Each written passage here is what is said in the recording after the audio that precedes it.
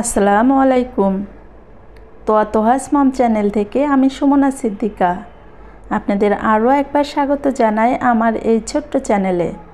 কাছে কিংবা দূরে, দেশ এবং দেশের বাইরে যে যেখান থেকে আমার আজকের ভিডিওটা দেখছেন, আশা করছি আল্লাহর অশেষ রহমতে সবাই ভালো আছেন এবং সুস্থ আছেন। সেই সাথে আমরাও আলহামদুলিল্লাহ ভালো আছি।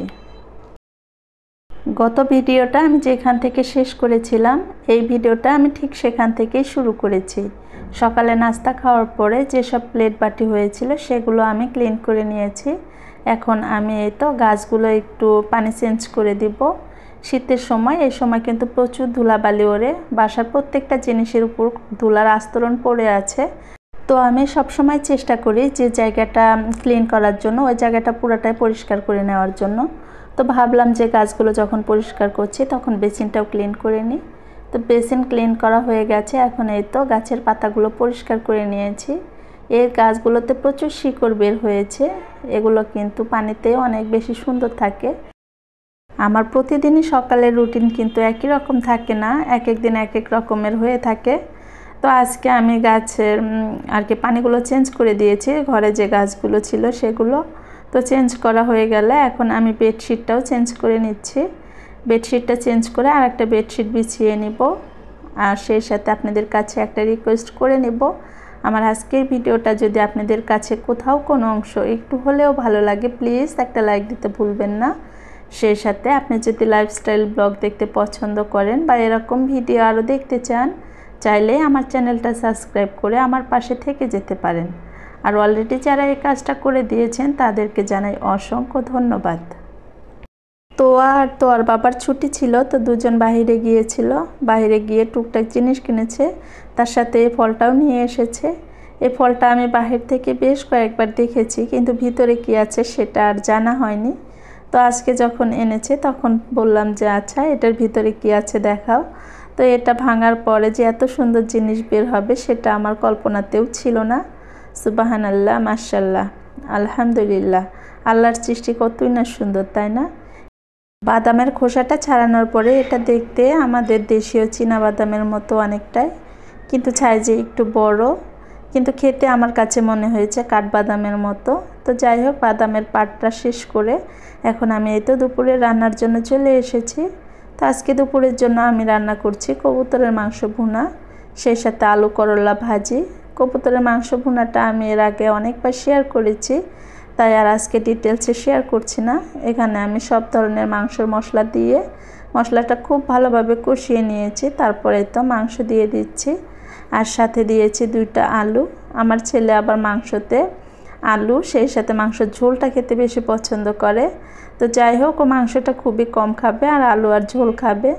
তো এটা ভেবে কিন্তু আমি 2টা আলু দিয়েছি, আর পাশের চুলায় এই তো আলু করলা ভাজিটাও বসিয়ে দিলাম। তো 2টা রান্না কিন্তু একসাথেই হয়ে যাবে। অনেক দিন পরে আর একটা ভিডিওর ভয়েস ওভার করছি, এর জন্য কেমন যেন আনইজি লাগছে। আর আমার কাছে মনে হয় ভিডিও মেক করা, তারপর এডিট করা, এসব করা থেকে ভিডিওতে ভয়েস ওভার করাই আমার কাছে অনেক বেশি অলসতার কাজ মনে হয়। সবার কাছে কেমন হয় জানি না, তবে আমার কাছে কিন্তু এই কাজটাই কঠিন মনে হয়। তো যাই হোক, কথা বলতে বলতে আমি কিন্তু রান্না শেষ করে নিয়েছি। আজকে রান্না আমাদের এতটুকুই ছিল, আলহামদুলিল্লাহ। তো রান্না শেষ করে এখন আমি চুলাটা ক্লিন করে নেব। সব সময় আমি রান্নার পরে এই কাজগুলো করে থাকি। এই কাজগুলো করার আগ পর্যন্ত কেন জানি না মনে শান্তি হয় না, মনে হয় যে এখানে নোংরা হয়ে আছে। তো সব কাজ শেষ করে আমি নিজেও ফ্রেশ হয়ে নেব। তো এখানে কিন্তু চুলাটা আমি খুব ভালোভাবে ক্লিন করে নিয়েছি। রান্নাঘর পরিষ্কার করে তারপর আমি নিজেও ফ্রেশ হয়ে নিয়েছি। দুপুরের খাবার আমরা সবাই মিলে একসাথে করে নিয়েছি। আর এখন যে অংশটা দেখতে পাচ্ছেন এটা বিকেলবেলার কিছু অংশ ছিল। আমি কিছুদিন আগে কিচেনের জন্য কিছু প্রোডাক্ট কিনেছিলাম, ভাবলাম সেটাই আপনাদের সাথে একটু শেয়ার করি। তো এখানে আমি ছোট্ট একটা শেলফ নিয়েছি। তো এই শেলফটা কিন্তু হাঁড়ি ছিল আর কি। তো এটা দিয়ে পরবর্তীতে আমি কি কাজে ব্যবহার করি সেটা আপনাদের সাথে শেয়ার করব ইনশাল্লাহ। ছেলে মেয়ে এখানে 2টা পতাকা নিয়েছিল, তারপরে আরও কিছু জিনিস আছে। এখানে ছেলের জন্য একটা গাড়ি নেওয়া হয়েছে। বাইরে যাব আর কোনো খেলনা কিনবো না, এটা তো চিন্তাও করা যাবে না, খেলনা তো অবশ্যই নিতে হবে। তো যাই হোক, এখানে কিন্তু আমি বাঁশের কয়েকটা ম্যাট নিয়েছিলাম টেবিলের উপর গরম খাবার রাখার জন্য। ম্যাটগুলো দেখতে ভালো লেগেছিল, তাই জন্য এই ম্যাটগুলো কিনেছি। সেই সাথে কিচেনে রাখার জন্য এখানে আমি লাল টুকটুকে একটা ফুলদানি নিয়েছি। এটা সাধারণত আমি কিচেনে সাজিয়ে রাখার জন্য কিনেছি, দেখতে ভালো লাগবে তাই জন্য। মেয়ে এখানে একটা হেয়ার ব্যান্ডের বক্স নিয়েছে। এই বক্সে মোটা চিকন সব ধরনের রাবার ছিল, সাথে কিছু কালারিং ক্লিপও ছিল। এসব কালারিং জিনিসগুলো বাচ্চারা দেখতে যেমন পছন্দ করে, কিনতেও কিন্তু ভীষণ পছন্দ করে। তো মেয়ে এই হেয়ার ব্যান্ডের বক্সটা নিয়েছে। আর আমি এখানে আরএফএলের থেকে আর কি টপারের এই কড়াইটা নিয়েছি। কিছুদিন আগে আমি একটা কড়াই কিনেছিলাম, সেই কড়াইটা একটু ছড়ানো ছিল। তো ভাবলাম রেগুলার ইউজের জন্য এইরকম একটা কড়াই হলে ভালো হয়, তো এটা ভেবে এই কড়াইটা নিয়েছি। আর এটার প্রাইস ছিল 370 টাকা।